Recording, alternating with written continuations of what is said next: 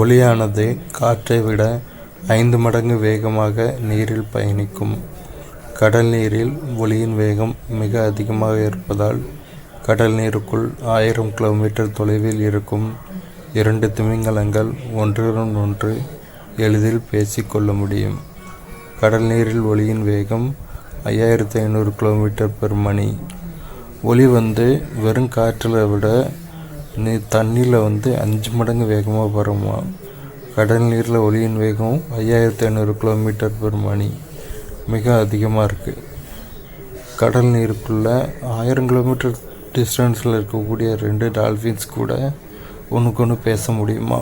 ஏன்னா இந்த ஒலியின் வேகம் அதிகமாக இருப்பதால்.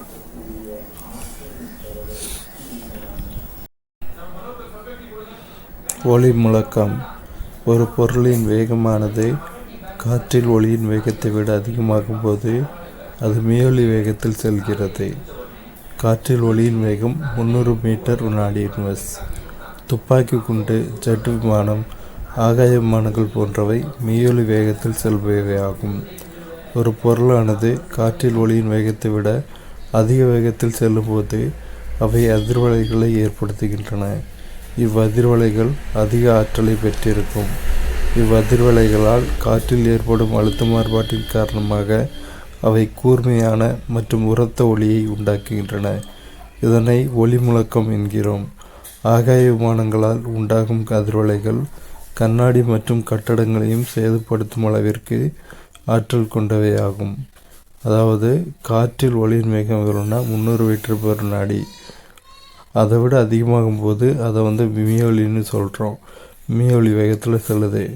மீயொலி வேகத்தில் செல்கிறதுக்கு எக்ஸாம்பிள் துப்பாக்கி குண்டு, ஜெட் விமானம், ஆகாய விமானங்கள். மீயொலி வேகத்தில் செல்லும்போது அவை அதிர்வலைகளை ஏற்படுத்தும். இந்த அதிர்வலைகளுக்கு ஆற்றல் அதிகமாக இருக்கும். இந்த அதிர்வலைகளால் காற்றில் ஏற்பட ப்ரெஷர் டிஃப்ரென்ஸ்னால அவை கூர்மையான மற்றும் உரத்த ஒலியை உண்டாக்குகின்றன. ரொம்ப அதிகமான சவுண்டு கேட்கும். ஃப்ளைட்டு வானத்தில் போகும்போது பாருங்கள், ரொம்ப அதிகமான சவுண்டு கேட்கும். இதைத்தான் நம்ம ஒலி முழக்கம் அப்படின்னு சொல்கிறோம். ஃப்ளைட்டினால் உண்டாகக்கூடிய அதிர்வலைகள் கண்ணாடி கட்டடங்களை சேதப்படுத்தும் அளவிற்கு ரொம்ப ஹை பவர் உள்ள எனர்ஜி கொண்டது. ஒரு அபாய பதிவு பார்ப்போம். நீண்ட நேரம் காதுகேள் பொறியை பயன்படுத்தும் போது உட்செவி பகுதியில் தொற்று ஏற்படுவதுடன் செவிப்பறை பாதிக்கப்படும் நிலையும் உருவாகும். இயர்ஃபோன் யூஸ் பண்ணால். நாம் சாலைகளில் செல்லும் போதும் சிக்னலை கடக்கும் போதும் காதுகேள் பொறியை பயன்படுத்தினால் நம் பாதுகாப்பு கேள்விக்குறியாகிறது. நம்ம அப்படியே பாட்டை கேட்டுகிட்டே போனோம்னா வண்டி சத்தம் கேட்காது, வண்டியில் மாட்டிக்கிடும். தூங்கும்போது காதுகேள் பொறியை பயன்படுத்துவது பேராபத்தினை ஏற்படுத்தும். ஏனெனில் அதனுள் மின்சாரமானது செல்கிறது. இயர்ஃபோன் வெடிக்கக்கூட வாய்ப்பு இருக்குது. அதிகமான பயன்பாடு எரிச்சலையும் உண்டு பண்ணலாம். ஆகவே காதுகேள் பொறியை பயன்படுத்துவதை முடிந்தவரை தவிர்க்க வேண்டும். அதனால் இயர்ஃபோன் முடிஞ்ச வரைக்கும் அதிகமாக யூஸ் பண்ணாமல் இருக்கிறது ரொம்ப நல்லது.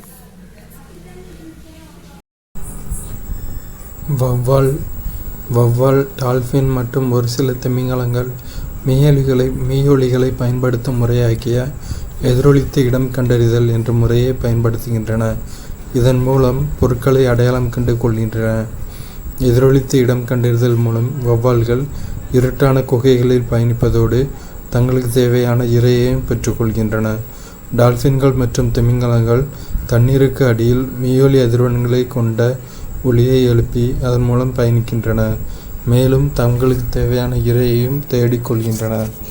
வௌவால் ஒலி எழுப்பும். வௌவாலுக்கு கண்ணு தெரியாது, ஆனால் அதனால் ஒலி எழுப்பும். வௌவால் ஒலி எழுப்பும்.